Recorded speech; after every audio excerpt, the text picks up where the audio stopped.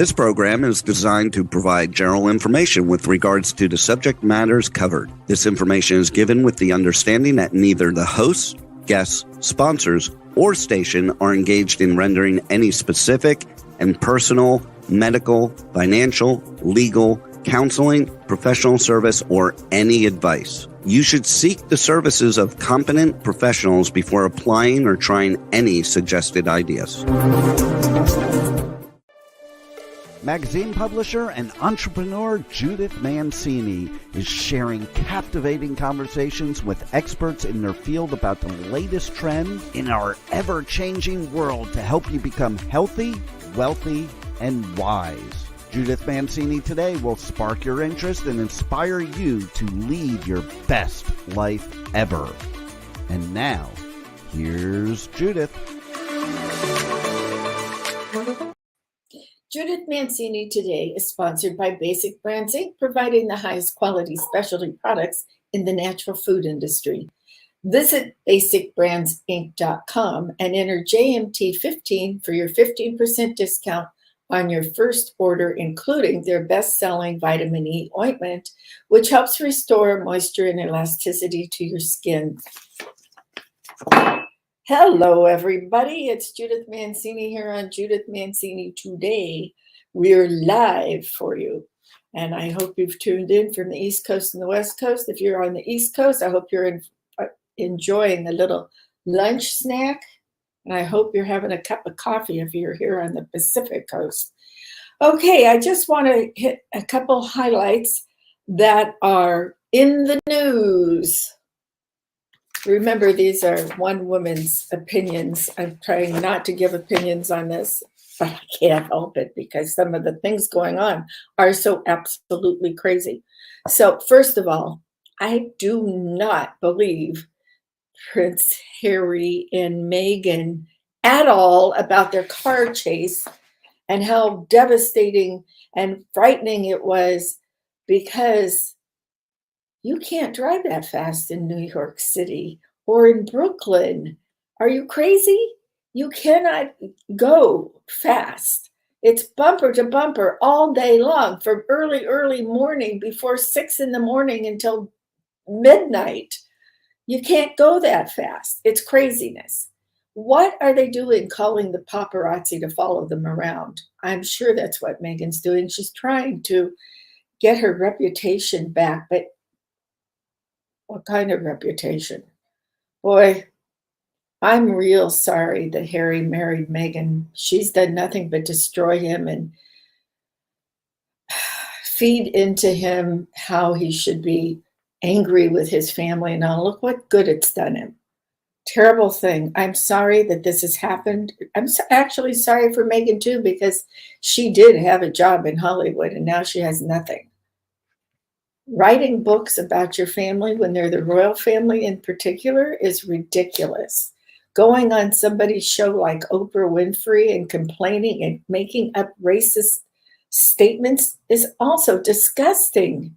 So I'm sorry, they're not going to be very happy living in Montecito, California. They've already said that they're having problems there. They've already changed houses once. And apparently, because I know people who live in this area, they've had a heck of a problem keeping their domestic staff. There's one more question. You know, when I used to go from California to New York to work in New York, when I owned my publishing company, I would go visit people out on Long Island and all, and I never took a cab. I had my hotel book me a car and driver every time. One, because I'm a woman and I felt safer doing that. And secondly, you just don't get some strange cab driver to take you someplace and drop you off. Usually the limo drivers are not that much more expensive than cabs back there. And usually they're vetted before they get the job. So I don't know why, if you're a prince or a former prince, I don't know what his status is, because I don't really follow the royal family, except when they do jerky things. Why would they do that? So I don't believe it. And I guess a lot of outlets, news outlets, and even on the internet, people are questioning what the heck they're talking about. So one thing that I think is a good thing, they have banned TikTok in Montana. I haven't seen the entire article on this. I don't know if they've banned the entire app of TikTok uh, or if just for kids under 18. I'm not sure. So I want to explore that a little more, and maybe you guys can do that too. Right now, the whistleblowers are testifying in front of the House Oversight Committee subcommittee on what has been going on in the FBI, and I've been listening to it. I suggest you listen to it because this is really something that is hurting our republic. It's frightening, actually, and you've seen some of these arrests on television, but these guys were FBI agents, and because they've blown the whistle, they've lost their jobs. They can't get other jobs. They can't get any recommendations. There's all sorts of rules they have to follow if they leave the FBI. None of them did anything wrong except expose what's going on in the FBI. So tune in. It's on the cable news stations, and it's probably on C-SPAN also. And I think you should keep up with it because it impacts all of us and our freedoms and our right to free speech, et cetera, et cetera. Now, I just want to quickly go over a little review of how many people have declared to run for the nomination for President of the United States in our two main parties, that being the Republican Party and the other one being the Democratic Party. So on the Republican side, of course, we all know that former President Trump has declared that he's running for president again. But besides that, Governor DeSantis has not decided yet, but we're expecting something from him by next Tuesday to see if he will declare or if he's just going to remain being governor of Florida. One of the things is in Florida, they have a law that says if you decide to run for higher office or any other office, you have to resign your position as governor. And he loves the state of Florida, and so he's having a difficult time making up his mind. Some of the other people that have declared are Nikki Haley. She's out now. Let's see. Kristi Noem has declared, South Dakota. I may be getting my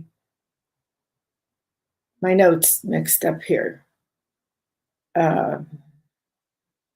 Give me 1 minute.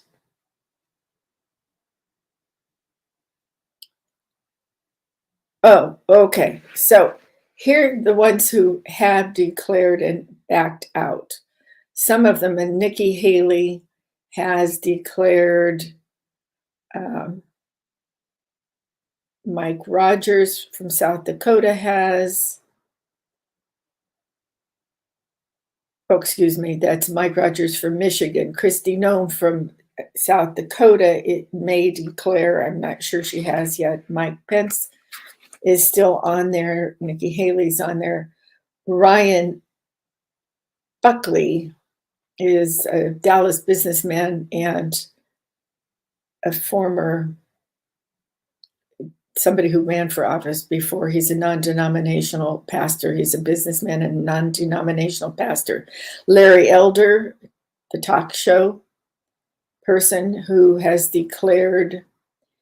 Asa Hutchinson, he was in Congress and he was also somebody who was governor of Arkansas before.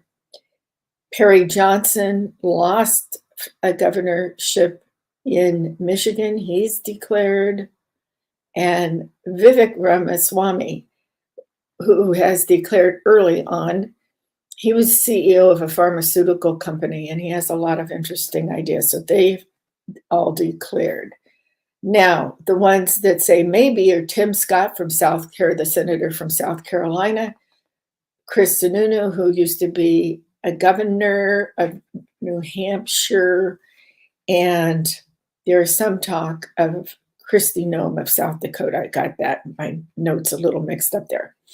Okay, the ones that have bowed out Tom Cotton, Larry Hughes, Mike Pompeo, and Rick Scott. So those have all decided that they would not pursue the presidency. And I think that's a good idea. We've got too many people considering running in the Republican Party. So it's going to be a long convention if they all stay in. And if they do debates, which there's some debate about if they will, that's going to be a long time too. Hours. So on the Democrat side, of course, we have President Biden, who said, yes, he is going to run for office again, re-election. And we have two people already contesting him. Marianne Williamson, who is a self-help guru and written many books and is well known as a relationship coach, etc. So she has a lot of publicity, and she did try to run in the last election. And then we have Robert F. Kennedy Jr. He's the son of the assassinated Robert F. Kennedy. And he's a bit of an outlier because he has very outspoken views on anti-vaccines and what happened to the COVID vaccines and what should be given to children and all of that. But he's also very patriotic. And when he talks, he does talk a little bit about some of the things that are going on in the country and how he would help with that. So those are the people, and you should keep up with it.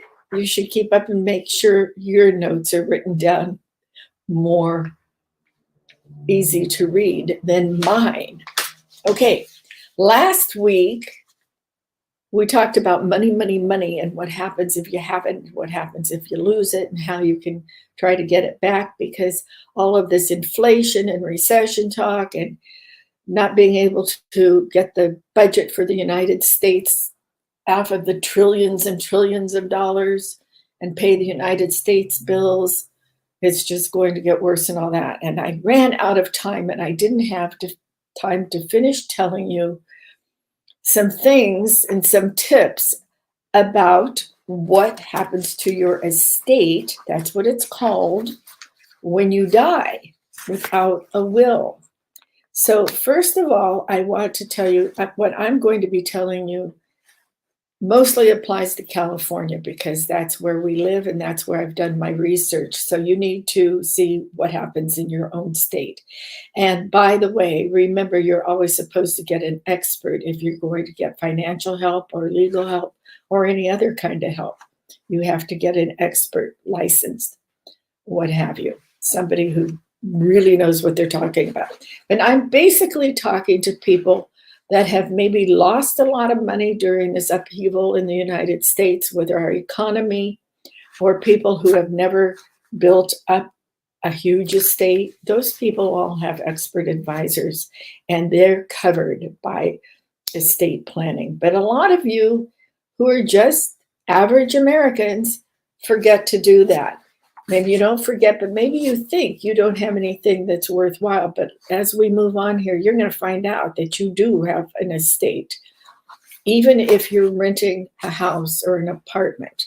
Okay, so this is what happens if you die without a will in almost every state of the union. Who gets a share of your property? Now, we're talking about somebody who owns a house. So intestate, intestate, intestate, not intra or inter. This is intestate, and this is for wills and when you're dying, okay? Intestate succession laws define who your heirs will be.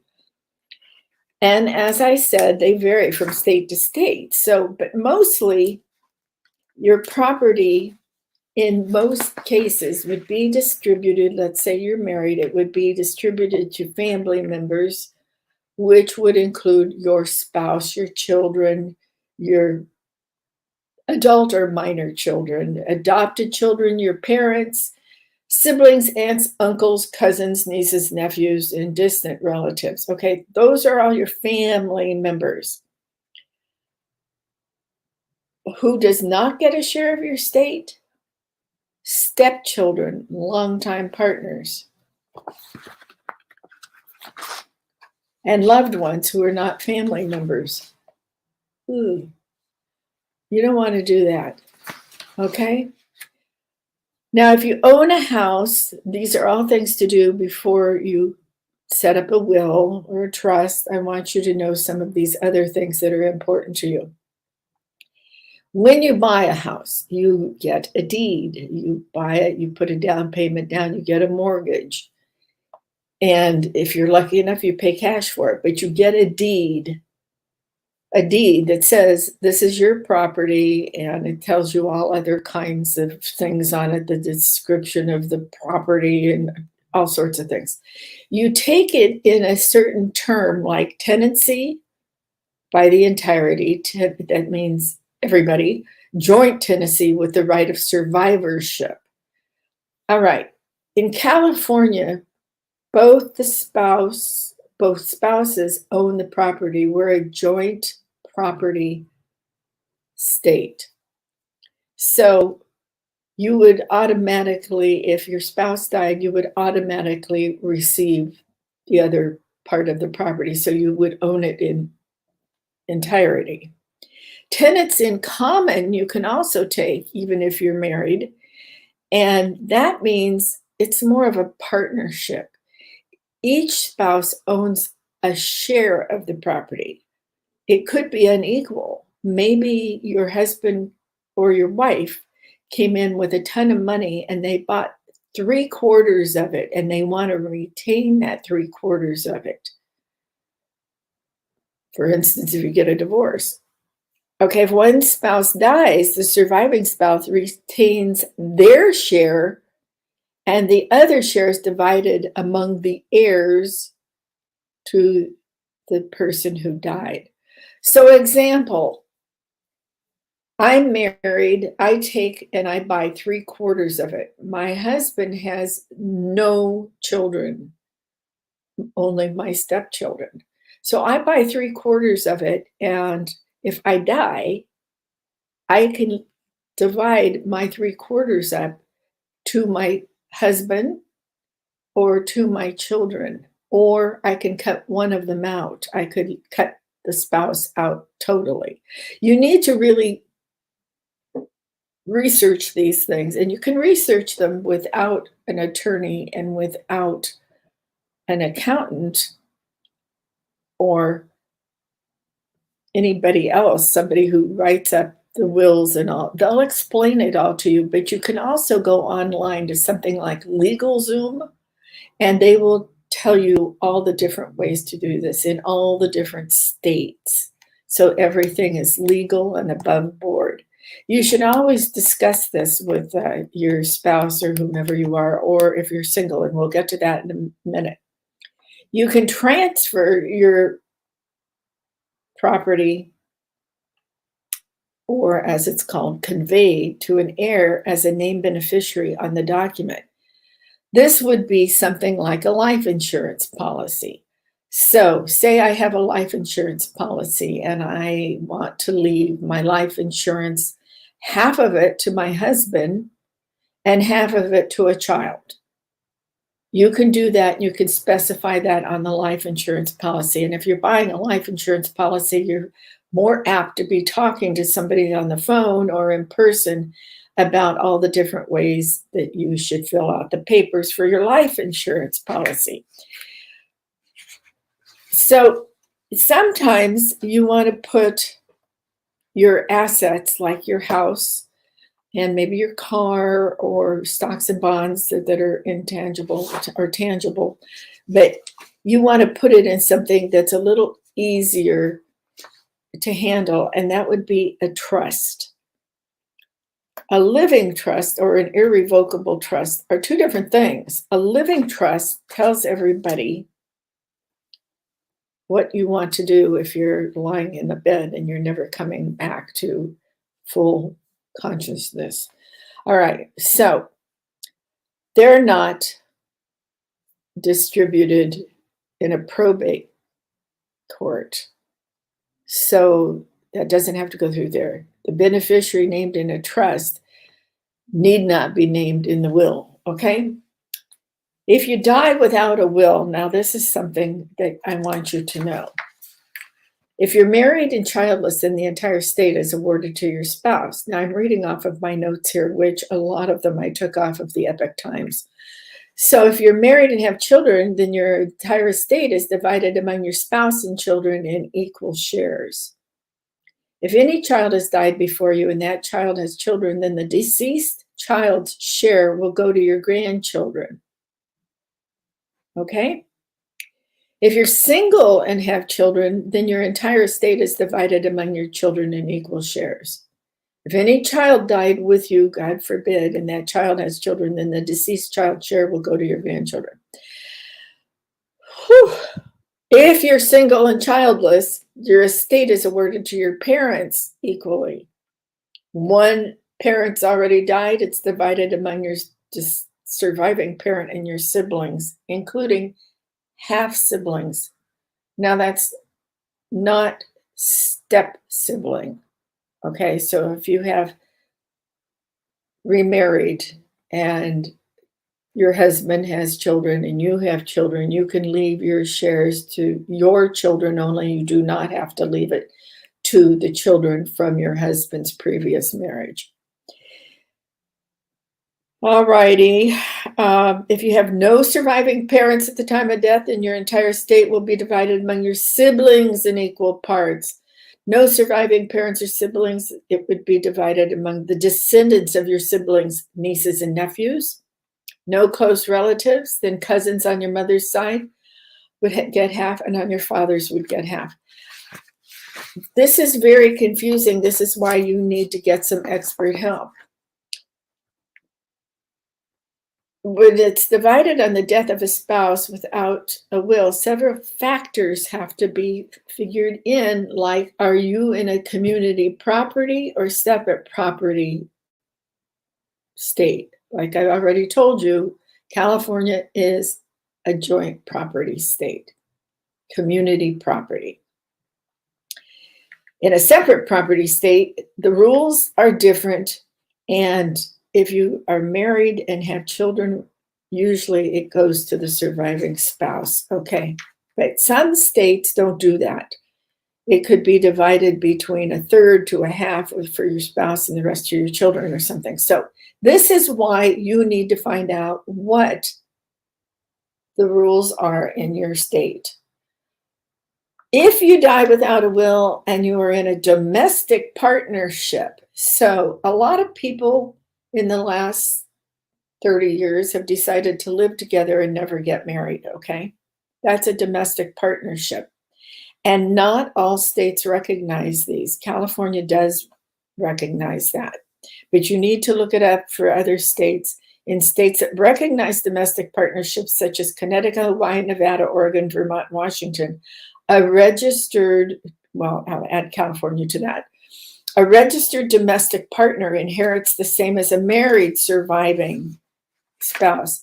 There is a time limit on this. You can't just have decided to move in with each other last month and, God forbid, your partner passes away.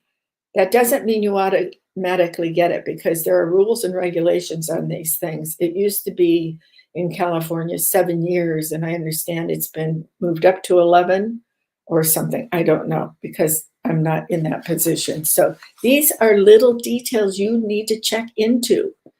All right. If you die without a will and are cohabitating or in a common law marriage, it's kind of the same thing as a domestic partnership.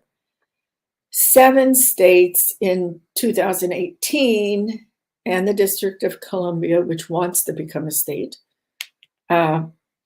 they acknowledged common law marriage. That also has a time limit on it. And it used to be the 7 years or something, so much like cohabiting with each other. All right, you need to talk to an attorney. You need to talk to an accountant if you have things. Now let's go over exactly what would be in your estate planning. I don't want to run out of time here. So you think you have no estate. You think you don't need to have a will or any kind of estate planning at all. But let's say if you're an average upper middle class or middle class person, or somebody who owns a home, somebody who owns a car, any of these things. And if you haven't reached that level yet, there's lots of side hustles out there. And if you're just out of college and you think you don't have anything, well, you probably do because your parents have probably given you things. You still need to get something put in place. All right.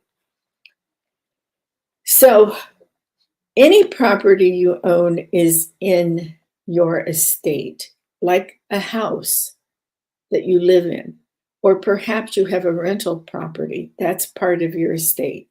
Whatever you have in your checking or savings account, or something like a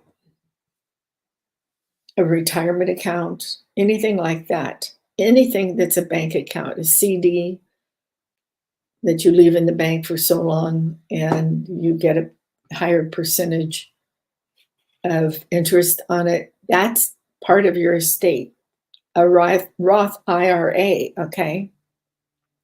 But how about some of the things that you're not thinking about? And I put that in today's title because this often happens to people. Let me find this. Well, I can't find it. You know, that's me. I can't find my notes half the time. So let's say that you have a sister and you're married or single, either way, and you think you don't have an estate because you're renting your apartment, maybe you haven't paid off your car yet, so that's a whole nother can of worms. You have to figure out what's going to happen to your car, but you're dead, so you can't figure it out. That's something you're leaving for your survivors to figure out. But what if you wanted, but you said it to your daughter, but you didn't say it to your sister, and you want your daughter to have this cookie jar that's been passed down generation to generation, and you want her to have that and continue the inheritance of this cookie jar because all her cousins and before that, the people got cookies out of this cookie jar. So she really wants it. So you leave your sister in your head. Now you're doing this. You don't have a will or any kind of estate plan. You think to yourself, well, you know, I'm leaving this rhinestone bracelet to my sister. So my daughter gets the cookie jar and to heck with everybody else. Okay, you're gone. Now you're gone. Now they go into your apartment and they're looking at things.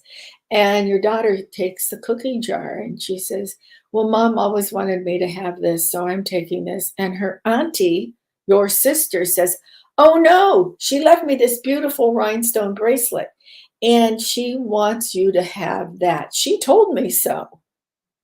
And your daughter is heartbroken because she is imagining down the road getting married and having children and having this wonderful heirloom of a cookie jar. Well, you know why the sister wants it?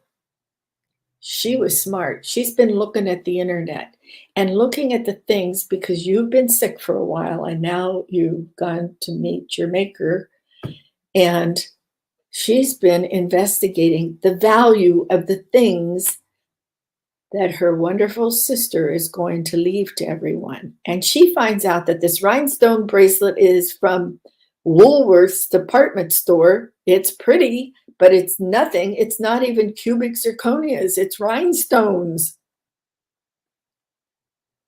Then she looks up the cookie jar and she finds out that this cookie jar was made in the late 1800s. It's pottery. It's been around forever. And you know what the value now is? $20,000. So that auntie, the sister of you who passed away, is being devious. Now, you don't want that to happen, do you?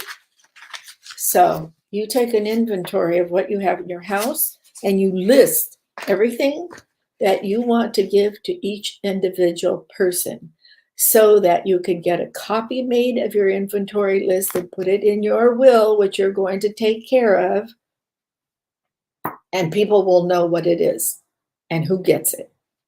All right. Now, some people try to average it out so everybody gets kind of the same amount of money from the different things that you leave them in your house. All right, it could be a stamp collection. It could be the silverware, the flatware that you dine with, the sterling silver stats flatware that you dine with. It could be art. It could be paintings.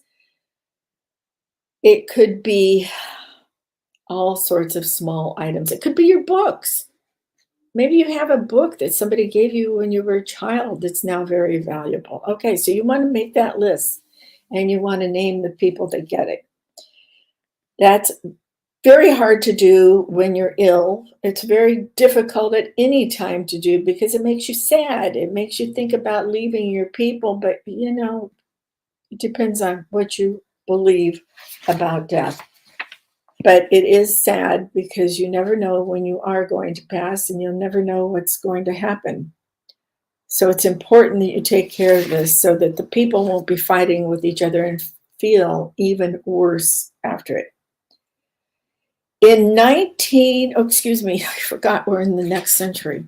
In 2020, the number of people who had a will, the percentage was 32.1% of the population. You know what it is in 2023? It's not much better. It's 34.1%. 2 out of 3 Americans do not have any estate planning. I don't want that to happen to you. Remember, get an attorney, get an accountant, figure it out. You can figure it out on your own. Remember, you can go onto the internet, find things like LegalZoom and all that. I'm not getting paid to say that. I'm just telling you it's available to you. Okay? I think the best thing to do is to find your financial advisor and find an attorney. But whatever you do, you want to make sure it's legally binding so that you can minimize the taxes. And, because your daughter's cookie jar, they can ask you on your taxes if you got anything of value. Now, $20,000 is something of value. So you need to do this to help avoid paying taxes. And you don't want your survivors, your kids, and your siblings to end up with a nightmare trying to figure it all out and fighting with each other. So you should name somebody to manage your finances if you can't do it yourself. And that's called an assignment of power of attorney. So we have that because that also is helpful if your spouse becomes ill and can't sign anything. So perhaps you need to put me in a nursing home and I've had a stroke and I could no longer sign documents. Somebody needs to have my power of attorney for finances. So that's also very important. An advance directive is also called a living will, and it's for life-sustaining after you have some kind of a medical intervention. Say you were in a car crash and they put you on life-saving medical devices and you've been in a coma for 3 weeks and somebody needs to say, should we continue this or should we let them go peacefully? So that's a living will and you need to have that in place. And don't be remiss in doing it. So that is something also that an attorney can help you with, or you can find out how to do it. Now, many of these forms are available in places like Staples, these big Office Depot places and all like that. They have many of the legal forms to fill out. You might want to use that to try to plan your estate distribution. But I think you need, for the final one, you need to get legal help and have your accountant go over it so you haven't made any mistakes. So after you do these two things, get your financial person lined up who has power of attorney and somebody in your living will to make your final decisions for you, then you need to put these things together. In that list that I told you to make an inventory of things that are tangible in your house, like the cookie jar and the bracelet and the coins and the art. Don't forget some of the coins you have. They're trying to get rid of coins, change in the United States. For that matter, they're trying to get rid of dollars too. If you have them under your mattress, you better think about what you're going to do with them now.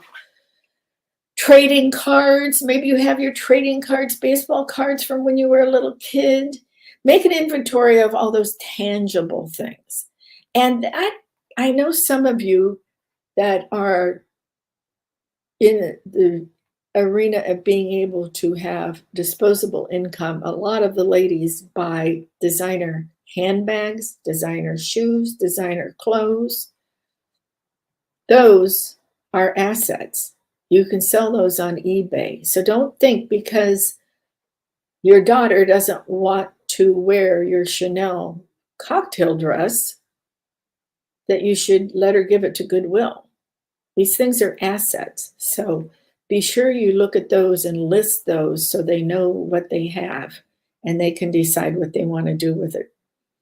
But you also have intangible assets. That means you can't touch them, okay? Tangible is you can touch them, like your house, jewelry, paintings. You can actually touch them. Okay, intangible are things you can't touch, like savings account, checking accounts, certificates of deposit. That's what we call CDs. Mutual funds, stocks, bonds, workplace retirement plans like a 401k, and individual retirement accounts. Okay, now I know when you get a 401k through your company, and that's one of the benefits that you get when you sign up, most companies will match what you put in or have some kind of plan, and they have you fill out a lot of papers. And on those papers is who the beneficiary would be if you pass away. So check those out. And if you don't understand it, go to HR, Human Resources, and they'll help you. You should have a copy of that in your file if you work for a corporation or any kind of business that provides that. So be sure you have copies of it so you'll know and your survivors will know, all right? Life insurance policies, make sure somebody knows about your life insurance policies. And that goes with also a health savings account. Now, I know those became very popular in the 90s. I don't know personally anybody who has a health savings account, but if you do, you need to, you need to make sure you have a beneficiary of that, because if you haven't used any of it, there's money there and it should be earning interest that you've been paying into it.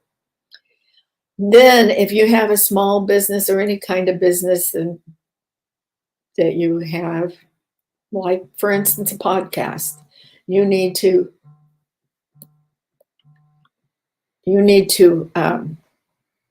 be sure that there is a succession going on there. Who gets your half of the business? All right. Maybe you have a small cafe, same thing. Any kind of business you have. You might be a single person like I am. I don't mean single married. I mean, I'm the sole proprietor of my podcast. So any advertising or anything else I have in an account for my podcast, I need to leave to a beneficiary and somebody who could close down or take over the business. Don't forget to do that. But you also need to list your outstanding liabilities, because guess what? Before any of this is yours, all the liabilities this person has, you have to settle. And that means credit cards, car payments, any other debts, your mortgage on your house, for instance, any kind of debts you have. Now, you should get a certificate of death, a death certificate right away, as fast as you can get it, because you need to show this to people when you're settling up the estate. Don't forget to do this. Excuse me for licking my thumb.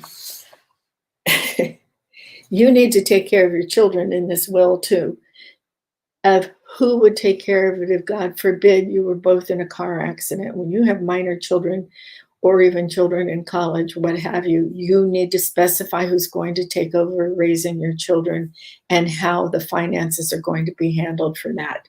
Don't forget that. That's very important. And that's when I think, if you have children, I suggest you don't do any of this on your own. You get an attorney and work with your attorney and accountant. So it will all be straightened out. You can also get a limited power of attorney, and that's if you want them to handle just one thing, like the sale of your house, something like that. And don't just give it to anybody. Give it to somebody you know that knows about finances, knows about what your estate is, who your relatives are, how you feel about them. It could be your best friend, for goodness sakes, if she's been like a family member to you. Or maybe it is your attorney that you've dealt with forever and ever. So pick them carefully. And that is about all I want to do. So remember what you want to take care of to maintain this. You want to get somebody to help you. You want to have a will, a succession of all of your assets. And you want to make sure that you provide for your children or a parent you're caring for or somebody else. Get to it today. Get these things. It will make your survivor's life much easier. Life insurance advisors, if you don't have life insurance and you have children, you better think about it now. You know the difference between term and whole life insurance?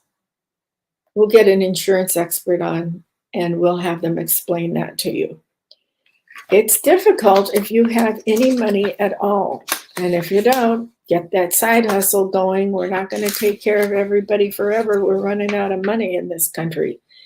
If you can't work, there's Social Security if you have disability or something like that. Wills are not required by law, but it would make your life more simple and that of your survivors a whole lot more simple. So go out and find what it is that you need to do. And like I said, these forms are available in the big office supply stores, and that can guide you through what you need. And then you can take it to your attorney, maybe not have 3 hours with him, maybe have 1.5 something, if you filled out these papers, and he can look at it and say, well, you forgot to put in your sister who's lived with you for 20 years. So, you can do things like that. Do it like that. That can cut down on your expenses. If you are really flat out broke right now and you're a senior and you've had these things and maybe you've owned your house forever and you don't have a will, you need one now. And if you have no money at all for extra cash, call up legal aid. They do make exceptions. That's not the business they're really in. They're into more big lawsuits that nobody can afford to, like helping you file a class action suit against somebody or something like that, or a discrimination suit and you don't have any money. It's for people who don't have the cash flow to hire an attorney. So don't take advantage of it. They will screen you, but they will tell you after they screen you and take you on, they will help you write a will. there may be a small fee or what have you, but call them up because they do make exceptions and you just have to fill out an application and that will be okay. So I hope I helped you today with thinking about planning your estate and planning for the future of your children, your heirs, whomever it may be, your spouse, your companion. And I'm wishing and praying to God that nothing happens to you now, because I'm not saying that I want something to happen to you. I want you to live a long and healthy life. But this would really help your survivors in a big, big way. Okay, remember what I always say. Cherish yesterday, dream tomorrow, and live today. Thank you for listening in.